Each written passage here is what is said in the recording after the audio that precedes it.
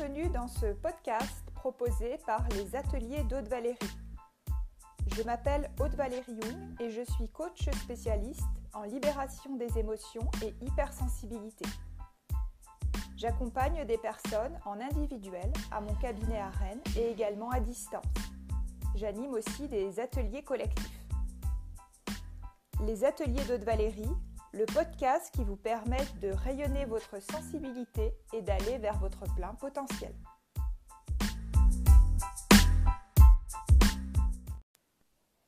Bonjour, alors aujourd'hui nous allons parler d'un sujet qui est particulièrement d'importance dans le contexte que nous connaissons actuellement, qui est quand même anxiogène, et nous avons notamment entendu dans les médias que les phénomènes de dépression ont beaucoup augmenté ces dernières semaines, ces derniers mois. Donc le sujet dont je vais parler aujourd'hui, c'est la dépression et notamment pour les personnes à haut potentiel.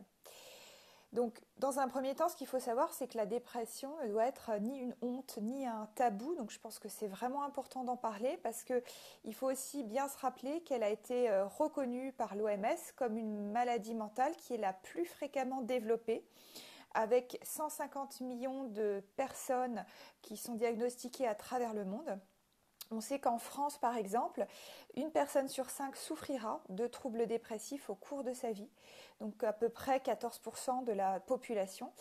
Et notamment chez les jeunes de 15 à 24 ans, il y a 8% des jeunes qui sont diagnostiqués dépressifs, dont 3% vraiment avec des cas de dépression sévère. Donc j'aimerais aussi m'adresser aux auditeurs qui peuvent m'écouter, qui sont concernés par cette tranche d'âge en particulier, et peut-être savoir que si vous pensez peut-être présenter certains symptômes, commencez par vous dire que si la tristesse dans son intensité que vous ressentez dans votre vie de tous les jours n'est pas normale pour vous, vous n'êtes pas seul.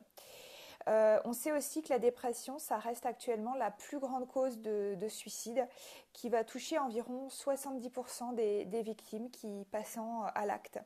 Et donc c'est un enjeu à prendre très au sérieux dont il faut parler.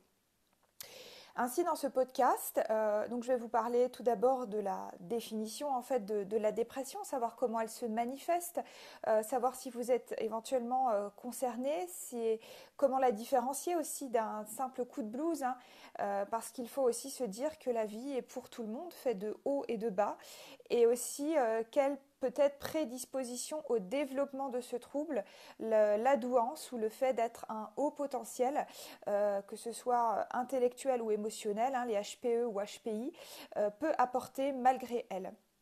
Et à la fin, donc bien sûr, je vous donnerai des pistes de solutions.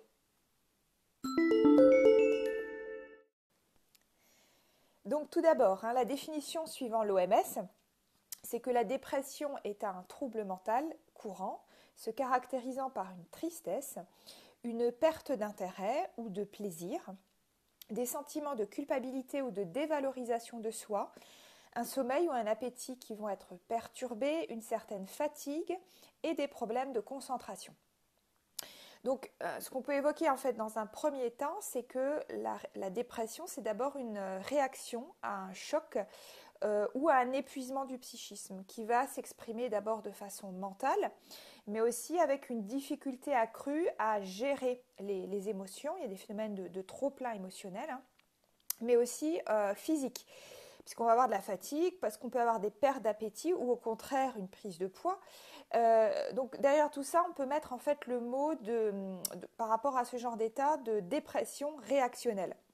Mais ce qui va se passer, c'est qu'en fait, peu à peu dans le temps, il va y avoir une évaporation des raisons premières de l'état dépressif avec le temps, mais un maintien de l'état associé. Et en fait, c'est là où on va rentrer en fait dans la notion de tristesse pathologique, puisque ça s'inscrit dans la durée, de manière cyclique ou continue. Donc on a bien les deux choses qui sont possibles. On peut avoir des fois des cycles uniquement de dépression de 15 jours, mais qui vont être récurrents, même si ensuite il y a des phases d'amélioration. Et donc ça va impacter fortement les performances psychiques et physiques de la personne. Donc elle se différencie, la dépression, des simples coups de déprime ou d'autres troubles de l'humeur qui sont fréquemment rencontrés par exemple au cours de l'adolescence. Car là aussi j'insiste, être triste face à certains événements est une réaction émotionnelle tout à fait normale et légitime. Qu'il ne faut pas immédiatement mettre en lien avec une potentielle dépression. Alors, peut-être que si vous souhaitez justement savoir si vous avez un état de tristesse qui tend à cette dépression, il y a quand même des critères de repérage. Et notamment, il y a ce qu'on appelle le DSM-5, qui est un manuel diagnostique et statistique des troubles mentaux de l'Association américaine de psychiatrie, qui isole en fait 9 critères de repérage d'épisodes dépressifs. Donc le premier, c'est une tristesse permanente. Donc, sachant que dans ce permanent, j'ai bien mentionné le fait que ça pouvait être aussi cyclique récurrent par contre. Il y a une réduction de la sensation de plaisir. Donc la personne dépressive ne va plus trouver de sensation de joie, même dans les choses qui lui paraissaient auparavant joyeuses, qui lui tenaient à cœur. C'est ça en fait aussi, la différence, la constatation d'une différence de comportement. Il y a des pertes d'intérêt multiples et variées. Il peut y avoir une variation de poids, donc au moins 5%, sans avoir débuté bien sûr de régime particulier. Il y a des phénomènes d'insomnie ou d'hypersomnie, donc c'est-à-dire dormir peu ou au contraire dormir trop. Il y a un ralentissement psychomoteur, il y a donc cette fatigue, un sentiment de dévalorisation, une diminution de la capacité de concentration et il peut y avoir aussi donc souvent des idées suicidaires. Alors bien sûr, seulement heureusement 5 à 20% des personnes qui sont diagnostiquées dépressives vont passer à l'acte. Et donc bien sûr, la majorité, même s'il y a des idées suicidaires, ne passeront pas forcément à l'acte. Et donc c'est ce qui permet aussi de différencier les différents niveaux de gravité de la dépression. Alors, il y a 3 questions à vous poser qu'on appelle les questions dites d'Arol, très simples, qui ont été mises en place aussi pour dépister la dépression, notamment chez les jeunes. Donc, juste essayez de répondre dans votre tête à ces 3 questions. Est-ce que, au cours du dernier mois, vous vous êtes senti souvent triste, déprimé ou désespéré? Est-ce qu'au cours du dernier mois, vous avez souvent été gêné par un manque d'intérêt ou de plaisir à faire les choses? Et la 3e question, c'est est-ce que vous voudriez de l'aide sur quelque chose? Alors, il y a des réponses possibles qui sont peut-être oui, oui mais pas aujourd'hui, ou bien non. Donc, si vous répondez non à ces 3 questions, donc il y a une étude qui a montré en 2016 qu'il y avait 97% de chances que vous ne soyez pas atteint de dépression. Par contre, si effectivement il y a une réponse par oui à une, 2 ou les 3 questions, effectivement là on recommande vivement de vous prendre un rendez-vous en fait chez un praticien adapté à ce sujet. Et donc on va voir ensemble un petit peu maintenant par la suite, particulièrement pour les hauts potentiels, comment la dépression s'exprime et comment elle peut justement apporter aussi des clés au niveau des solutions qui peuvent être mises en place pour s'accompagner. Alors, chez les personnes dites surdouées, donc à haut potentiel intellectuel, mais encore une fois, je vais aussi inclure les personnes qui sont au potentiel émotionnel, parce qu'on va voir qu'il y a des caractéristiques également qui correspondent à ce genre de profil. Donc, ce qui se passe, c'est qu'elles sont très à même en fait de cacher un état dépressif profond qui les laisse en souffrance, qui vient donc s'ajouter à leurs traits de personnalité caractéristiques. Alors, il y a quand même des signes annonciateurs qui méritent que l'on accorde à ces personnes une attention qui est toute particulière. Et donc, pour voir un petit peu ces symptômes annonciateurs particulièrement d'une dépression chez les personnes à haut potentiel, donc ce qu'il faut déjà comprendre, c'est que ces personnes sont déjà en fait plupart du temps en décalage avec les autres, parce qu'effectivement, il y a cette notion de douance, il y a ce mode de réflexion qui est complètement différent. Les connexions neuronales également, on commence à montrer donc, qu'elles sont effectivement différentes. Et elles vont ressentir une différence encore plus importante avec les membres de leur entourage, personnel et professionnel, lorsqu'elles sont en état de dépression. Ça peut aller donc jusqu'à un sentiment qui peut même affecter en fait leur propre identité. À savoir que les pensées deviennent pesantes, voire même obsédantes, à tel point qu'elles peuvent perturber leur quotidien, de jour comme de nuit. Et il y a souvent un grand sentiment d'insatisfaction qui croît sans cesse, notamment par rapport à leur propre travail, mais aussi par rapport à eux-mêmes. Et à terme, en fait, cela génère une pression de plus en plus forte. C'est comme s'il y avait une petite voix dans la tête qui disait qu'il fallait absolument œuvrer, faire pour faire toujours mieux et pour faire plus. Et paradoxalement, ce qui peut se passer, c'est que ce phénomène de pression, pour certains, par peur d'échouer, vont avoir justement tendance à abandonner leur projet plus facilement. Alors, plus concrètement encore, je vais vraiment donner un petit peu une liste de signaux chez les personnes au potentiel au niveau de ces phases de dépression. Le premier signal, c'est la perte de sens. Très souvent, les personnes surdouées ou à haut potentiel en dépression ont l'impression que plus rien n'a de sens, que la vie n'a aucun sens. Déjà, puisqu'en fait, par nature, ils se posent des questions existentielles qui tournent en boucle et dans ces phases-là, en fait, vont encore créer un vécu de vide et de solitude renforcé. Donc il y a ce vécu de décalage qui est de plus en plus marqué, on en a parlé. Il y a ces pensées pesantes et ça c'est aussi lié à l'hypercognition également. Voilà, c'est comme si on aimerait être libéré, avoir un bouton off, cette activité de réflexion incessante qui est en plus en arborescence, donc il y a un mode de pensée qui est très particulier. Il y a un hyper-perfectionnisme, donc c'est-à-dire souvent un jugement par rapport à ce qui est fait dans leur création, dans leur travail. Il y a une insatisfaction qui devient chronique. L'hypersensibilité qui est de plus en plus présente, donc c'est pour ça que je dis que les personnes aussi à haut potentiel émotionnel peuvent se reconnaître dans ces signaux précurseurs. Donc c'est-à-dire qu'il y a de plus en plus de mal à gérer les émotions et souvent en fait justement une tendance à cacher cette sensibilité exacerbée, quitte à parfois complètement masquer, c'est-à-dire à apparaître fort ou insensible.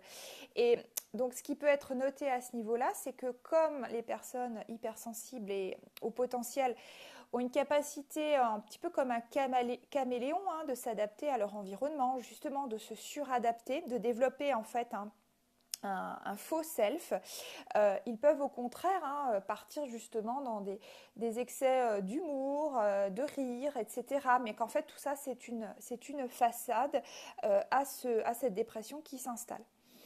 Il y a également l'ennui qui peut être fortement présent. Lorsqu'ils sont en dépression, les personnes au potentiel vont tolérer de moins en moins l'ennui, justement le vide, la répétition. Et ils vont avoir besoin d'une surstimulation intellectuelle et ou affective, d'où parfois aussi des risques de conduite addictive. Ou bien ils vont au contraire se replier sur eux-mêmes. Ça dépend vraiment ensuite du profil personnel. Dans l'ensemble, il y a aussi une détérioration des relations, donc soit tendance à s'éloigner, soit tendance à maintenir des relations tout en faisant semblant d'être à l'aise et heureux.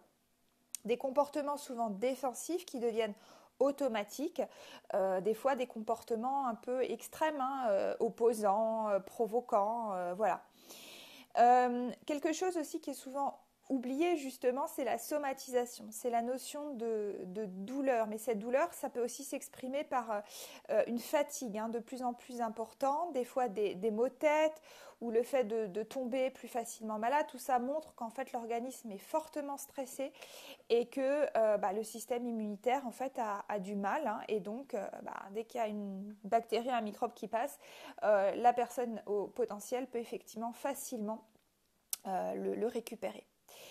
Alors, je parlerai aussi dans les relations, justement, des relations toxiques qui peuvent particulièrement se développer dans ces états entre guillemets de bas émotionnel, où on se sent plus faible. Alors, juste une parenthèse, parce qu'on parle beaucoup voilà, des pervers narcissiques, on dit que c'est les principaux ennemis des hauts potentiels, que ce soit émotionnels ou intellectuels. Les pervers narcissiques existent, mais ça correspond vraiment à un profil psychiatrique très particulier.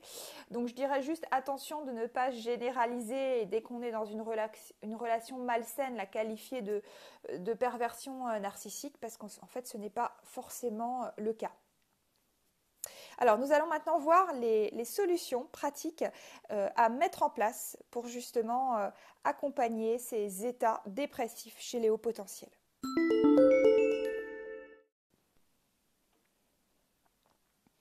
Alors, quelle solution? Donc devant l'un ou l'autre des symptômes de dépression qui sont donc souvent masqués chez les personnes au potentiel, certaines solutions simples peuvent être mises en place. Alors dans ma vision, pour moi, c'est déjà important de reconnaître et de voir complètement, de faire face aux peurs fondamentales et donc de travailler en fait dessus, à savoir les relire pour en avoir une autre vision. Alors qu'est-ce que j'appelle par peur fondamentale? Donc on a vu que les hauts potentiels, souvent dès leur plus jeune âge, se posent des questions en fait existentielles et s'intéressent à des sujets comme par exemple la vie après la mort ou ce genre de choses, qui peuvent être encore une fois de plus vues comme décalage par rapport aux enfants de leurs âges. Mais ces questions en fait vont continuer en fait durant toute leur vie. Elles sont là en latence, de façon plus ou moins prononcée, mais dans ces épisodes en fait, puisque tout est révélé et tout est grossi de façon beaucoup plus importante, elles vont vraiment avoir leur importance dans le suivi du phénomène dépressif. Alors, quelles sont ces peurs fondamentales? Moi, je dirais pour un haut potentiel, déjà, il y a une peur énorme, c'est de perdre en fait sa liberté. Souvent, la liberté, c'est une valeur qui est vraiment forte pour une personne haut potentiel. Et quand je dis une sensation de perte de liberté, ça peut être par rapport au système que l'on connaît, que ce soit le système économique, le système lié à l'organisation du monde de travail, le système éducatif, etc. Même par exemple le simple fait pour un jeune adulte au potentiel de devoir en fait rentrer dans une case, dans un métier, dans une fonction, ça peut être hyper anxiogène parce qu'on a l'impression que c'est en fait comme une petite mort, que c'est une résignation. Et là-dessus, l'accompagnement à faire, et c'est vrai qu'on le fait particulièrement dans les accompagnements en individuel, c'est de poser un autre regard et de voir en fait cela comme des marches, en fait, ces choix sur le chemin de la vie, mais des marches en fait pour s'élever quelque part, une marche après l'autre, sachant que rien n'est figé, particulièrement aussi dans le monde que nous connaissons, il y a de plus en plus de potentiel en fait qui s'ouvre, et donc c'est juste arriver à rouvrir le champ des possibles pour ne pas avoir cette vision en fait très limitée de perte en fait de liberté. Ce que je conseille aussi dans cette vision-là, c'est de trouver des personnes, ça peut être sur des vidéos YouTube, ça peut être par des livres, trouver des personnes inspirantes, vraiment qui portent, qui ont souvent justement traversé ce genre de difficultés et qui ont finalement réussi à bâtir tout un parcours de vie. Alors c'est vrai que sur la liberté, je vais citer peut-être un cas, une personne, moi qui m'inspire, peut-être c'est un cas extrême, mais ça montre bien comme en fait, même privé apparemment de liberté, on peut quand même avoir un impact fort sur le monde, un rayonnement et puis une carrière professionnelle ensuite qui soit vraiment mondiale. C'est le cas de Nelson Mandela. Dans son livre sur toutes les lettres de prison qu'il a écrites pendant les décennies où il a été emprisonné sont quand même très très inspirant, très révélatrice. Donc à chacun de trouver des personnes aussi qui montrent que malgré tout ce que l'on peut vivre, et souvent justement des témoignages des fois de vie, de choses pires que ce que l'on connaît soi-même, aident justement à passer le cap et avoir une autre vision des choses. La deuxième peur fondamentale, c'est pour moi, pour un haut potentiel, c'est souvent l'isolement fondamental. c'est cette peur du vide qu'on peut avoir même physiquement, une phobie voilà, du vide, des transports aériens, etc. Pour moi, là-dessus, il y a 2 points. Il y a la notion de retrouver la relation d'abord en fait à soi-même. Donc, par exemple, au cours de la journée, c'est vraiment trouver des moments, au moins un moment privilégié pour faire une pause, pour se recentrer sur soi-même, ne serait-ce qu'une marche ou le temps de faire un exercice de respiration profonde, par exemple de cohérence cardiaque. Il y a aussi l'exercice sportif qui va stimuler la production d'endorphines, qui contribue aussi grandement, on le sait, à l'amélioration de l'état général de la personne qui va être dans ces états déprimés. Ça peut être aussi tout simplement sous la douche, mais le faire en étant vraiment là, en étant présent à ce que l'on fait, à être dans le toucher par rapport à son corps. Je conseille également aux personnes que j'accompagne de pratiquer des automassages. Donc c'est vrai que dans nos sociétés occidentales, on n'est pas trop habitué à ça, mais ça permet vraiment de retrouver, de se reconnecter à des sensations, quelque chose de réel qui va aussi capter notre attention, qui va en fait nous faire sortir du mental, même si c'est juste le temps du massage, et aussi de retrouver du plaisir, voilà, le contact, le toucher. On sait que même pour des bébés, en fait, c'est quelque chose qui est hyper important dans notre évolution, dans notre cognition, dans notre rapport au monde. Donc en fait, déjà, c'est se le donner en fait à soi-même et ne pas hésiter, voilà, à découvrir des choses. Encore une fois, il y a plein de vidéos d'automassage, de techniques d'automassage. Et on n'est pas obligé de faire ça pendant des heures, juste quelques minutes. Par exemple, c'est déjà très bien. Aussi, autre astuce au quotidien, c'est prendre conscience des choses qui font du bien, justement. Donc, ce que je vous inviterais, c'est en dresser une liste. Au même titre, par exemple, que les événements heureux dont vous avez été fiers, ça permet en fait une forme d'ancrage qui associe l'événement à des sentiments, à une mémoire, en fait, à des souvenirs positifs ressentis à cette occasion. D'ailleurs, par rapport à la méthode d'ancrage, je donne vraiment une guidance en fait complète sur une vidéo que vous pouvez suivre sur ma chaîne YouTube. Donc vous trouverez les ateliers d'Aude Valérie. J'ai fait une série donc de 3 lives sur comment mieux vivre et gérer ses émotions. Et je crois que c'est dans le 3e live, vous allez avoir justement un exercice pratique d'ancrage. Vous pouvez faire en étant vraiment guidé par ma voix dans cette vidéo.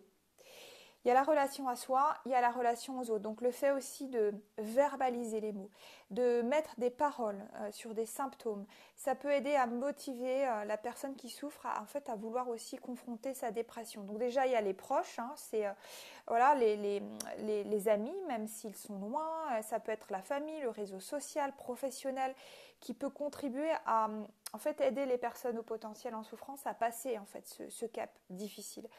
On dit que tout ce qui ne s'extériorise pas en fait s'imprime, donc il faut vraiment l'exprimer pour aussi vider son sac, vider ses émotions et finalement ne pas se sentir dans cette peur existentielle d'être seul. 3e peur, c'est le sens de la vie. Donc justement, parfois quand on est dans ces phases dépressives, de grande tristesse, on a l'impression que ça ne sert à plus rien finalement de faire quoi que ce soit, on n'arrive pas à changer le monde, on n'arrive pas à impacter. Il y a voilà, une grosse frustration justement qui devient chronique. Moi je dirais déjà c'est se construire en fait un sens à la vie, mais personnel en fait, indépendamment des autres. On ne peut pas vouloir impacter le monde tant qu'effectivement on n'a pas aussi regardé à l'intérieur de soi, qu'on n'arrive pas à puiser toutes les richesses qu'on a pour ensuite pouvoir les exprimer.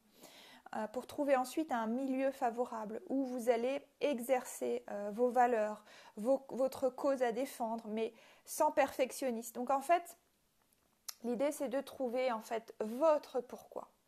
Et pour trouver son pourquoi, c'est peut-être justement dans ces épisodes particulièrement difficiles, douloureux, vous allez arriver en fait à vous découvrir, à les dépasser, à les transcender à un moment à un autre, de façon plus ou moins rapide, mais ça va se faire et Dans ces moments-là, vous allez vraiment vivre des renaissances. Et donc justement, dans ces renaissances, il y a aussi votre pourquoi qui peut émerger parce que vous seul, vous êtes arrivé en fait à dépasser ce cap et à vous aider, à vous auto-accompagner, même si bien sûr je recommande, notamment dans les phénomènes de dépression, encore une fois, de vous faire accompagner par quelqu'un qui a un regard extérieur bienveillant. Revisitez aussi vos croyances. Là aussi, dans cette vidéo dont je parlais tout à l'heure, mieux vivre donc ses émotions sur ma chaîne YouTube, vous allez comprendre le lien entre les pensées, les émotions et les croyances. Une croyance n'est jamais définitive. Vous pouvez choisir vos croyances. Et dans ces fameuses questions existentielles, vous allez peut-être voir qu'il y a des croyances qui ne vous appartiennent pas, qui proviennent de votre famille, de votre éducation, de ce qu'on vous a dit, ou peut-être de ce que vous vous dites, mais de façon plutôt dévalorisante. Donc, essayez de trouver des croyances constructives. Alors là aussi, ça se fait en se faisant accompagner. C'est parfois assez difficile de trouver soi-même des croyances qui vont être constructives, mais c'est tout à fait possible. Il y a aussi peut-être cette dimension sacrée de la vie, la beauté cachée dont parle aussi Pierre Rabhi par exemple. À ce titre, le fait de passer du temps en pleine nature qui contribue aussi au bien-être mental et physique de la personne qui va être plongée dans ces états de tristesse. Ensuite, il y a tout un champ de spiritualité qui va vraiment dépendre si vous êtes appelé ou pas. Là aussi, j'ai fait une vidéo par exemple sur la nostalgie de l'ailleurs, qu'est-ce que c'est et comment en guérir entre guillemets.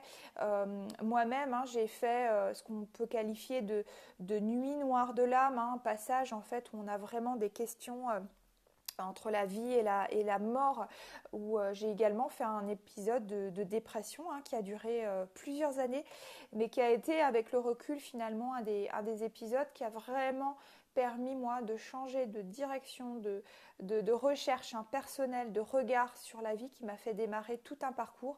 Et donc j'en parle aussi sur mon site internet dans un article qui s'appelle Itinéraire d'une hypersensible, où je raconte vraiment les différentes étapes et comment j'ai fait en fait pour m'auto-accompagner et me faire accompagner.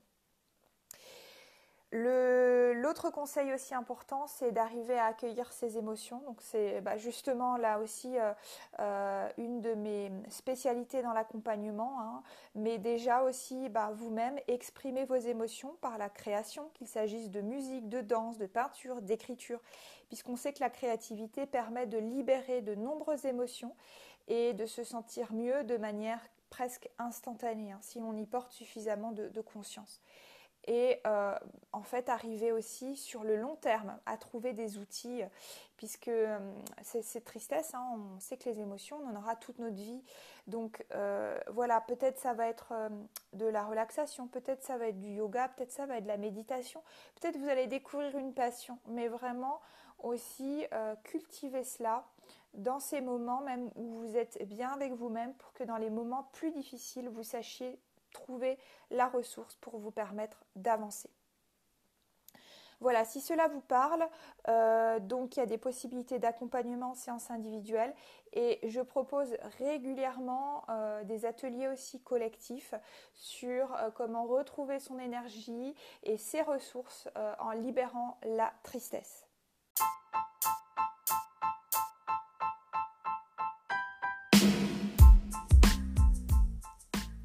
Je vous remercie pour votre écoute de ce podcast.